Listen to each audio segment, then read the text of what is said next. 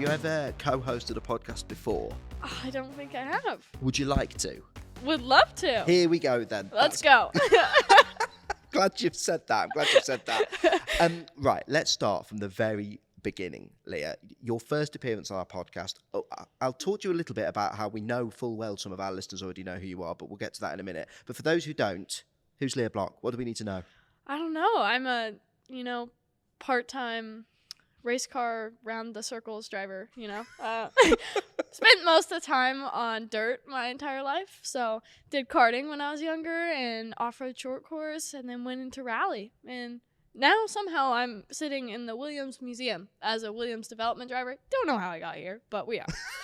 We're happy you're yeah, here. Thanks. You must be like me as a motorsport fan, that when you sit surrounded by these beautiful cars, you're like, this is cool. I'm a little overwhelmed. It's so cool. The first time I got to come in here, I was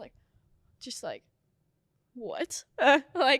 It's so cool to see all of these cars and just the development and just where they are now, just blows my mind. Have you got a favourite? I don't know. I think my favorite would have been the 2006 car, but it's not in here. Oh, where's that gone? I don't know. They said it somewhere. Has someone nicked it, do you think? We'll have a look for that. I was going to say that was my favorite because that's the year I was born. So 2006, which makes you how old? 16. I just turned 17. 17. 17. If you don't know how old you are, the rest of us are in trouble. 17 and about to make your F1 Academy debut, which we'll get onto in a minute. But you've touched upon it. What fast things have you driven in the past? Yeah, so alone this year, I've done the Open Two-Wheel Drive Rally Championship. I won that this year in the US. I've raced Nitrocross. I became the first woman and youngest driver ever in the Group E class in Nitrocross. I've raced Pikes Peak in the Pegasus, the Porsche. I've raced the Unicorn, which is a 1,400 horsepower Mustang. So Mustang's sort of a big American-looking car. Yeah, kind of. Because a lot of our listeners are not only new to Formula One, but new to motorsport as a whole. So what do those vehicles look like?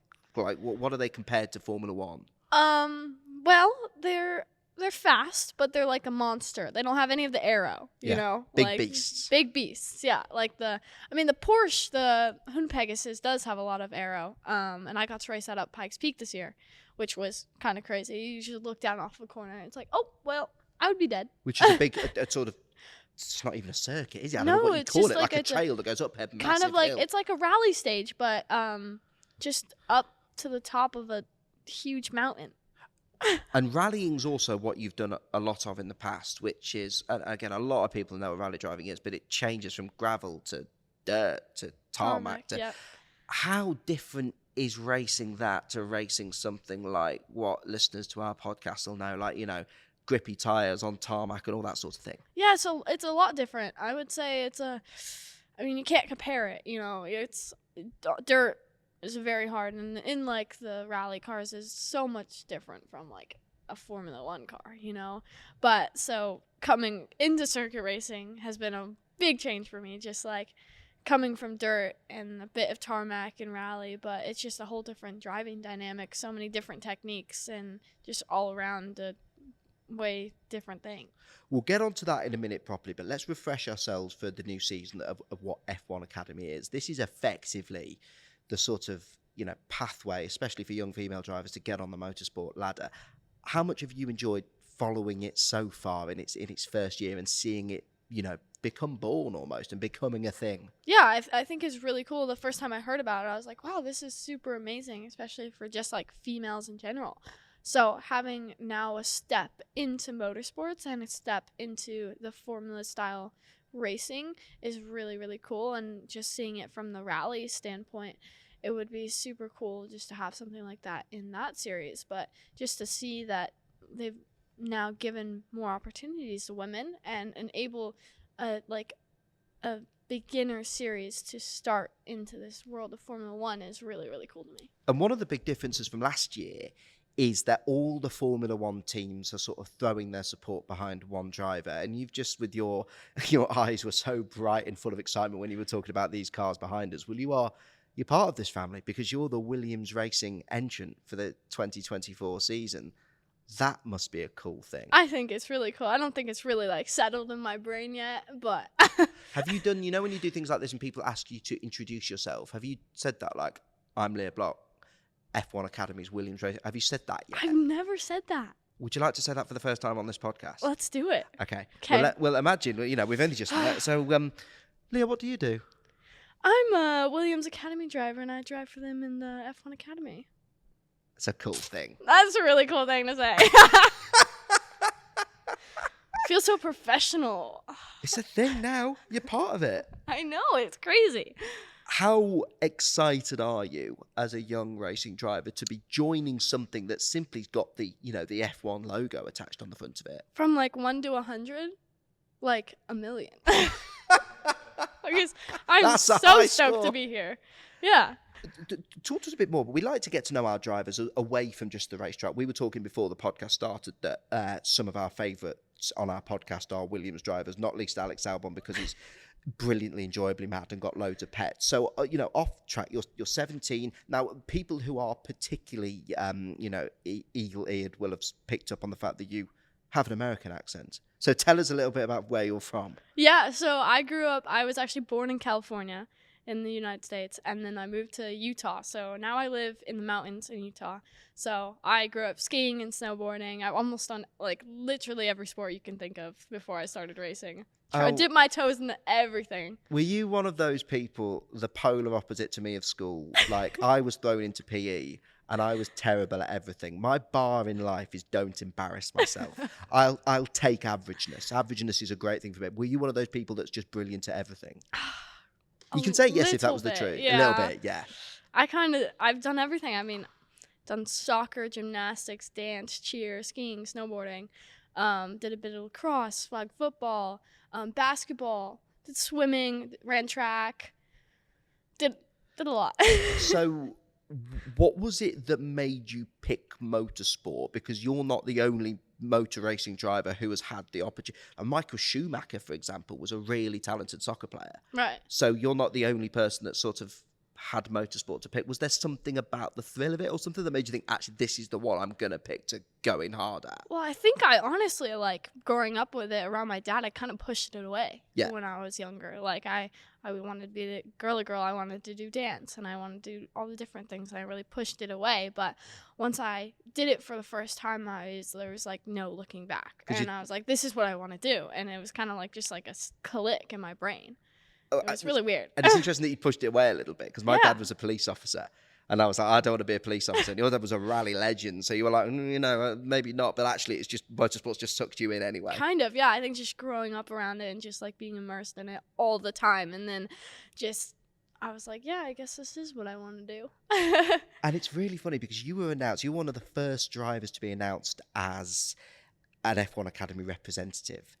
And our listeners, they're a lovely bunch, but they're a demanding bunch. They're not shy. They tell us what they want. And we got so many DMs as soon as your name was announced saying you need to get Lia on. So you've already got your fans. You must be really excited to get out there and meet people. Yeah, I'm really excited. I mean, it's definitely such a different atmosphere. I mean, I'll get to experience it, Oh, you will. But it's just so different, and I think people were very surprised from coming from rallycross and off-road and rally, that just, like, completely going in the opposite direction has been a big choice for me. But it's something I've always wanted to do since I've started growing up, and I think I'd be really disappointed if I didn't try it. You've sort of answered my next question there. I was going to say, what made you want to move away from rallying, which is amazing. Like Greg, one of our presenters on this podcast, adores rallying. And there's people like Kimi Räikkönen, F1 greats, have done a lot of rallying.